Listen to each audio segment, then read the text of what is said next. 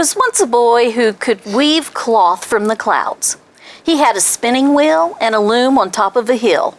As the clouds passed, with the whir of the wheel, he would spin them into thread, gold in the morning with the rising sun, white in the afternoon, and crimson in the evening, just as his mother had taught him. You see, he's sitting up on top of the little house. It looks like a face. Yeah, and you can see he's drawing clouds down to spin them into cloth. Then with a clickety-clack of his loom, he would weave the thread into cloth. As he worked, he sang a simple tune his mother had taught him. Enough is enough, and not one stitch more.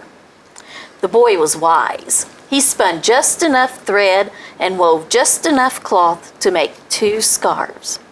One of pure white he wore over his head when it was hot to protect him from the sun. The other he wore when he was cold. It was a twist and twirl of gold and white and crimson, soft as a mouse's touch and warm as rusted chestnuts. His mother had taught him well. It's pretty cool, isn't it, that he made those things out of clouds? Golden cloud. One chilly market day, the boy walked down the hill, a basket in his hand and his scarf around his neck. The market was full of great excitement. The king was on his way. Soon the king rode grandly by, hardly noticing the curtsies and cheers. But what his greedy eyes did notice was the wonderful scarf of gold and white and crimson. The horse is fat. He spotted that boy in the crowd with that scarf on. It is big. Big. Tell me, boy, where can I get a scarf of such fine cloth? Nowhere on earth, the boy replied. Then how did you get yours? Snapped the king. I made it, said the boy. Then you will make another for me. A longer one, much longer, for I am the king. But the boy said, it would not be wise to have a long scarf made from this cloth. Your Majesty, it does not need it. How dare you tell me what is wise? Shouted the king. I order you to make my scarf.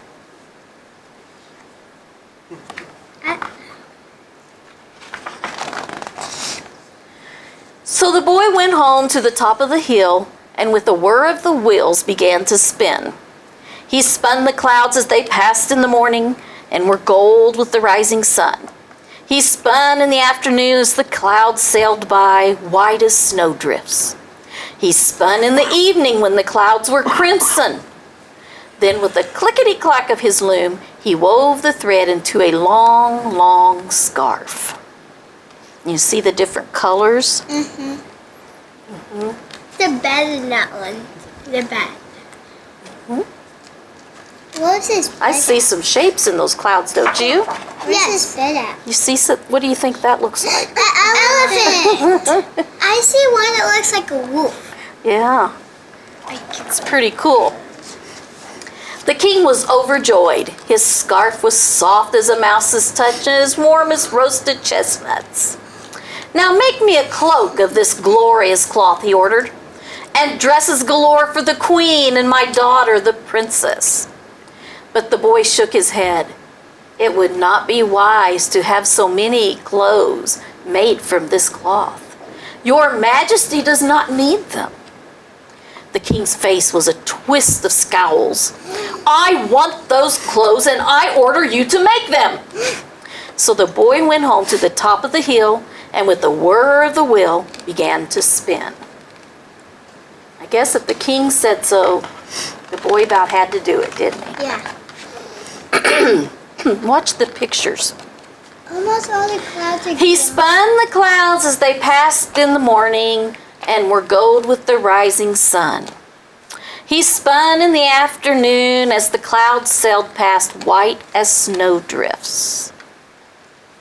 And he spun in the evening when the clouds were crimson.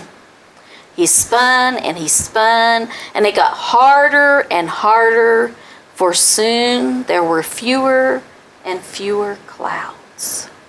What Well, the clouds are almost gone. Yeah. What happens if we don't have any clouds?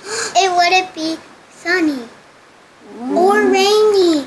No rain. And it would dry up for water. You have to have clouds to have rain, don't you? Yeah, and it would dry up for water. At last, with a clickety-clack of the loom, the boy began to weave the thread into cloth beneath a cloudless sky.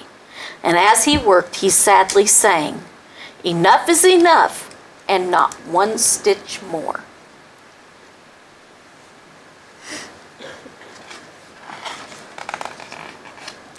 The king was delighted. He put on the wonderful cloak, and the queen and the princess each put on a beautiful flowing dress. "Surely," he boasted, "there is no other king as magnificent and wise as me." "Not one," said the queen. The princess said nothing. Why? But the princess is very pretty. Yeah.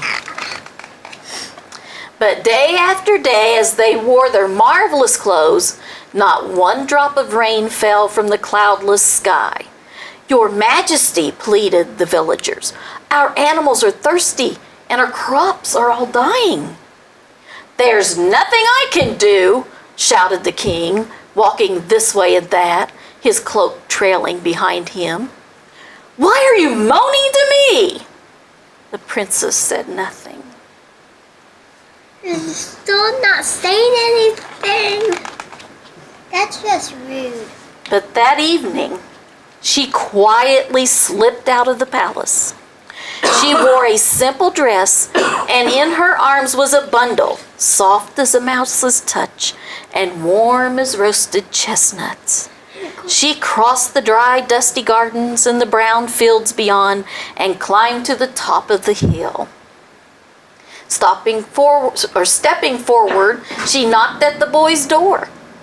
"Is it too late to undo what has been done?"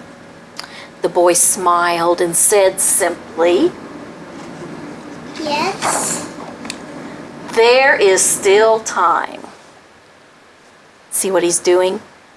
Yeah. He's taking out the fluffies and putting them Ripping out all the clothing and the cloth and undoing all the weaving he did, putting the clouds back in the sky. And when the king awoke the next morning, he could not find his wonderful cloak. The queen could not find her beautiful dresses. They searched the palace for the clothes that the boy had made, but they were gone. Because they're up in the clouds. While outside, the villagers danced for joy as the rain began to fall from the clouds in the sky. It rained and rained and rained. The king and the queen looked out and wondered. The clouds, they're up in the sky. They're doing And the princess, with a smile as bright as a rainbow, stood on top of the hill and sang, "Enough is enough, and not one stitch more." I'll keep on singing that. Yeah. And there's the princess along with the little boy. That's so cute. And like in the clouds. Uh-huh. And there are plenty of clouds in the sky. And there's a heart one. Oh, wow. There is a heart there. Because they love them. They must be friends. Yeah. Okay, Miss Lisa has something for us. Okay, we've given the girls, all of you have some shapes in front of you, and Miss Kim just read us a story about clouds. And so I think you guys have some shapes that could possibly be a cloud shape. So let me see, who's got the shape that is just a fluffy cloud? Can we come put that one up here? Okay, so sometimes when we're looking up at the sky, we just see beautiful, fluffy clouds like cotton, right? And so that's what she's got here. Now, sometimes you might find a flower up in the sky. Does anybody have a flower shape? Oh, here it comes. Have you ever seen a tree or a cloud like that? No. Well, you'll have to watch. As we get into summer, I bet there's going to be all kinds of beautiful cloud shapes. Yep. Okay, who's got, let me think, what about a pig? Ever seen a pig in the clouds? No. No. No? Well, this cloud shape sort of looks like a pig, doesn't it? Yeah. Look at that. Yep. It's got a little snout and everything. All right, does anybody have a cloud shape that's sort of a birthday cake with a candle on top? Nope. Wait, that one. Is that a birthday cake, maybe? Yeah, Or could it be a submarine with a flag on top? Or a cake. Sometimes people see different things in the clouds, don't they? Let's look at this shape. It kind of looks like a tree that's... Or a tree. If we turned it this way, It looks like a tree. if it's a tree, right? But if we turn it this way, I saw a birthday cake with a candle. All right, what about just a paint splot? You took some paint and went bloop. We got one of those?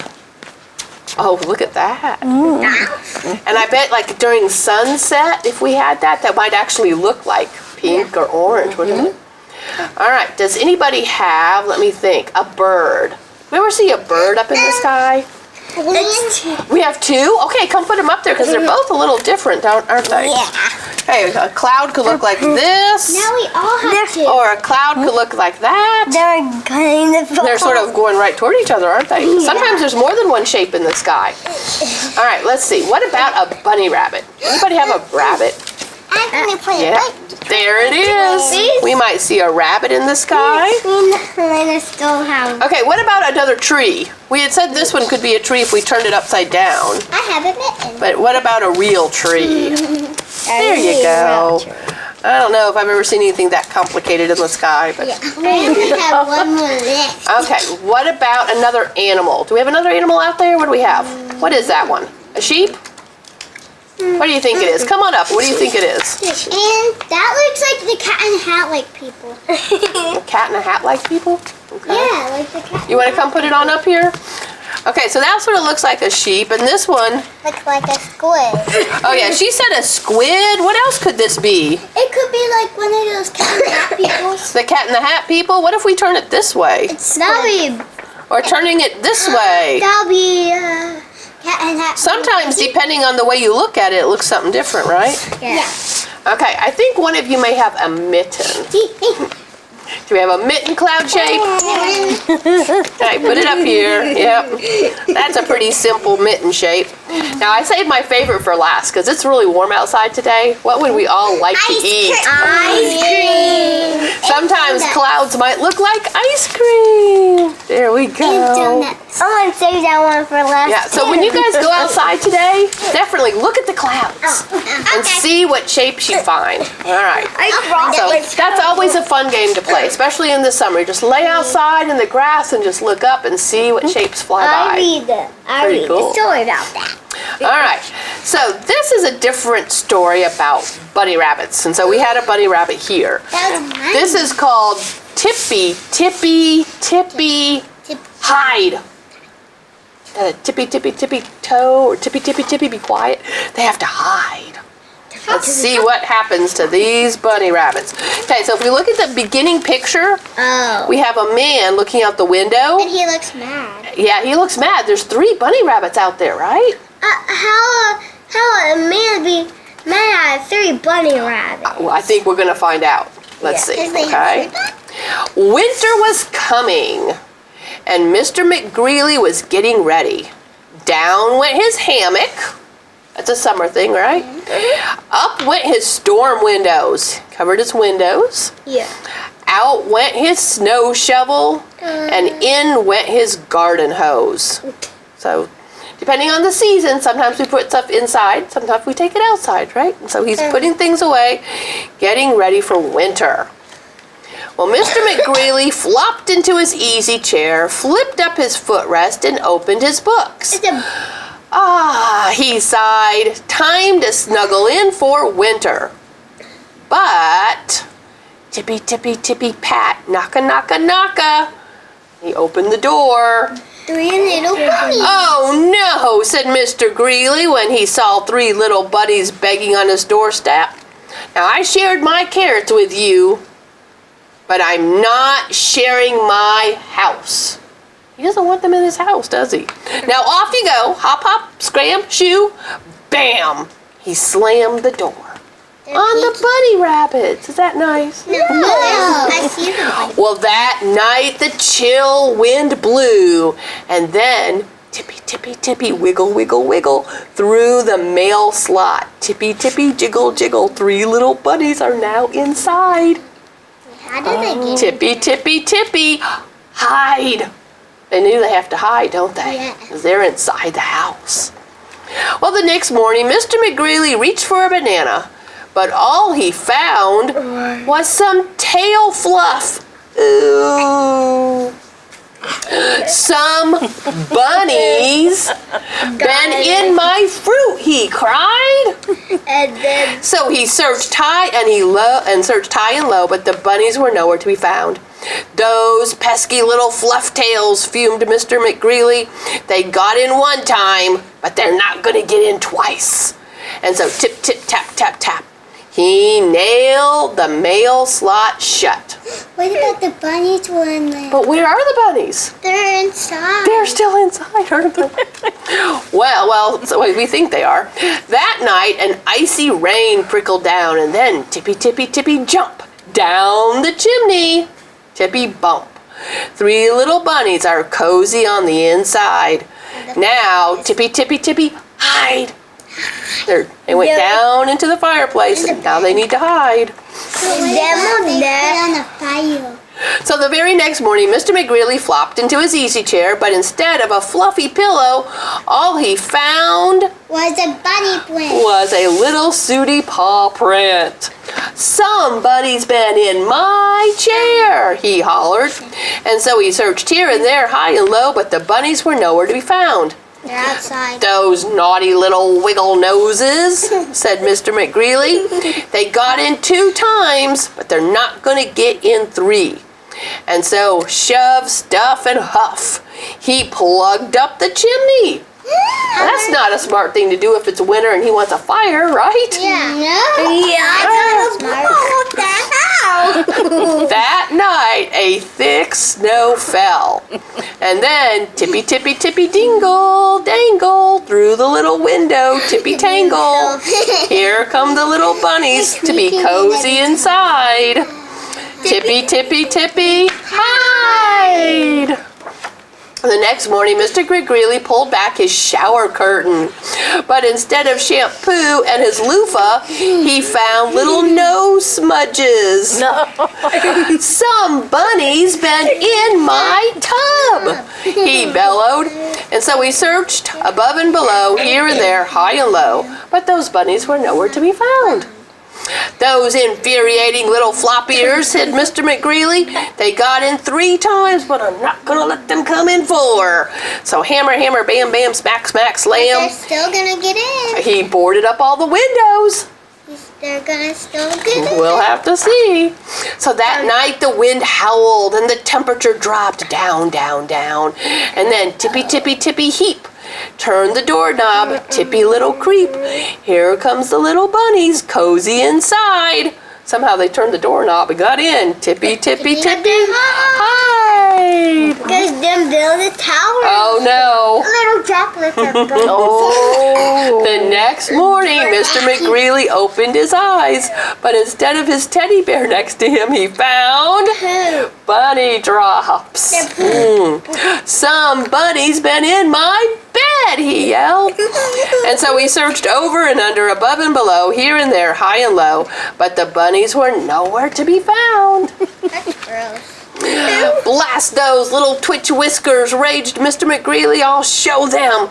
They got in 4 times, but they absolutely positively won't get in for 5 times. And so, mix, slap, smear, and stack. Look what he is doing. He bricked in both of his doors. But How's he going to get out? Only a super bunny could get through that, said Mr. McGreely. He is blocking himself in, isn't he? He wants to just stay warm and him don't want to get out. So, very, very tired but triumphant, he plopped into his easy chair and he flipped up his footrest and opened up his book. Ah, he sighed. No more bunnies. Yes, they're coming. And he snuggled in to wait the winter out. I see the bunnies in that page. Oh, you saw the bunnies? Oh, They're right there outside. Good eye there. Good eye. Yep. I saw them also. At last, one morning, Mr. McGreely sniffed the air and declared, I think spring is here. And so he closed his book, climbed out of his easy chair, and so it won't he peeked between the cracks of his boarded up windows, and he saw tiny new little leaves, tender young shoots, and fresh green sprouts. And He can't get out. bunnies!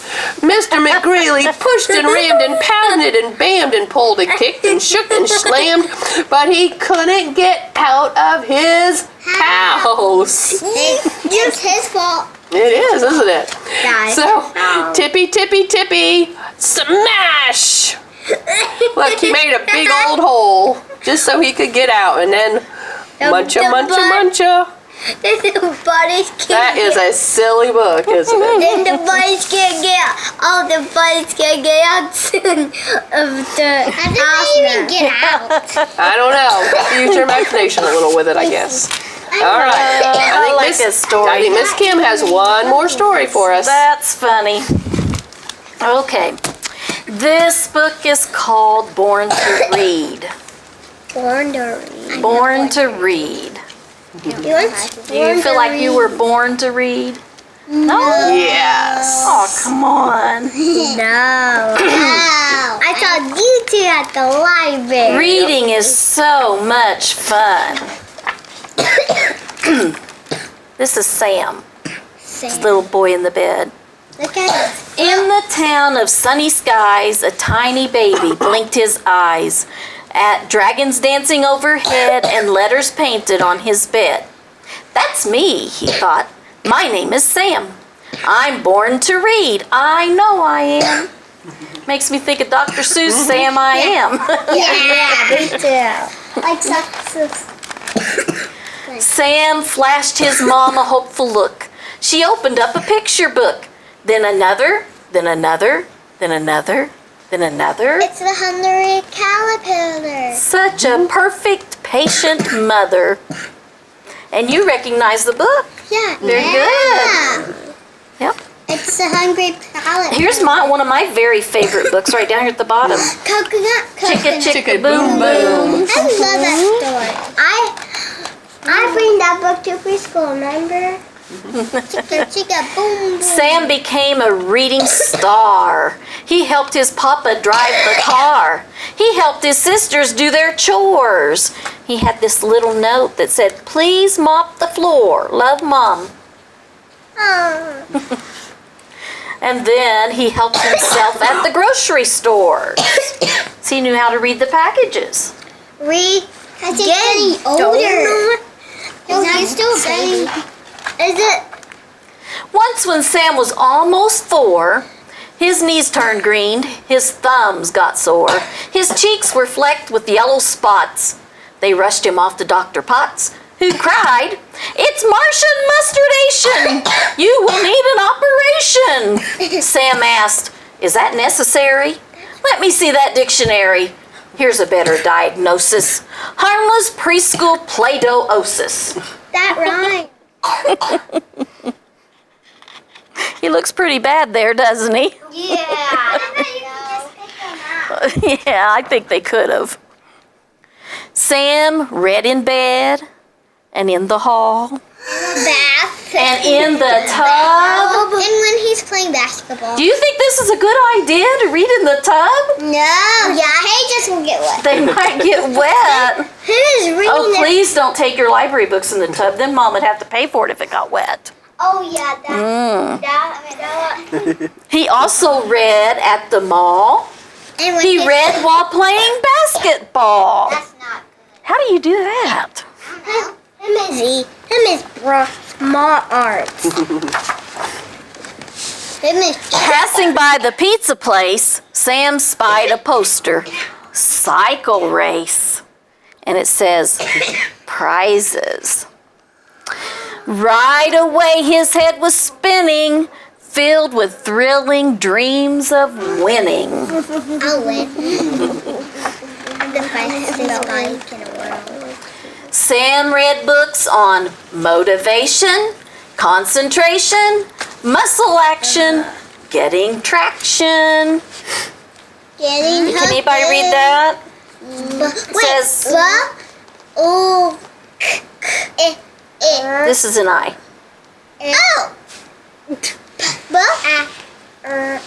Bike repair. Bike to pair. So if he's going to ride that bike, he wants to be able to repair it if something happens too. Good nutrition, grand ambition, playing fair, and bike repair. He's reading everywhere again, isn't he? Yes. Outside under the tree and in a comfy chair. Yeah, you know what my papa does? My papa sits and wakes up too early and sits in a chair, watches shows, then him just falls asleep. And when someone changes the station, we'll just wake up again. On Saturday at 9:30, as Sam approached the starting line, all the racers roared with laughter. They would not be laughing after. Sam took off at lightning speed and sprinted to an early lead. Hurry. Then we need to Uphill, downhill, like a rocket, stopping once to fix a sprocket. When the pack was lost from view, Sam paused to read a poem or two, popped the willy just for fun, and finished up as number 1. Here's my secret, Sam decreed. Readers win and winners read.